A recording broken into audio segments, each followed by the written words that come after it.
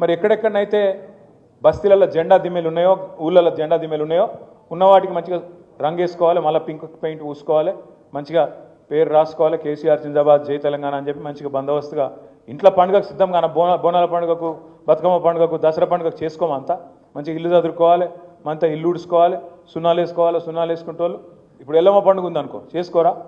అట్లాగే ఇది మన ఊళ్ళో పండుగ లేక మన పండుగ, మన పార్టీ పండుగ కాబట్టి జెండా దిమ్మెలు ఉన్న వాటిని బందోబస్తుగా చేసుకోవాలి. దయచేసి నేను పెద్దలందరినీ కోరుతున్నా, ఏ ఊరు కావురు నరసింహారెడ్డి గారు బాధ్యత తీసుకోండి, బ్రహ్మాండంగా చేసుకుందాం. దబ్బన లేదనుకో ఆన్నో ఇన్నో జెండా దిమ్మె కట్టుకోవాలి. ఎందుకంటే కొన్నిసార్లు ఊర్లు పెరిగినాయి, కొన్ని బస్తీలు పెరిగినాయి, పక్క కాలనీలు వచ్చినాయి, ఆడ కట్టుకోవాలి, కొత్త దిమ్మె కట్టాలి.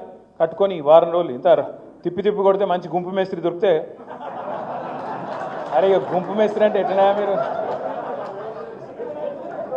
అరే నేను రేవంత్ రెడ్డిని అంటలేను, మామూలు మేస్త్రిని అంట. అరే మీరు మర్చిపోతురు, ఆ గుంపు మేస్త్రి ఏమో కుల్లగొట్టేటోడు, నేను మాట్లాడేటోడేమో కట్టేటోడు. ఆయన కుల్లగొట్టుడు తప్ప కట్టుడు రాదు ఆయనకి.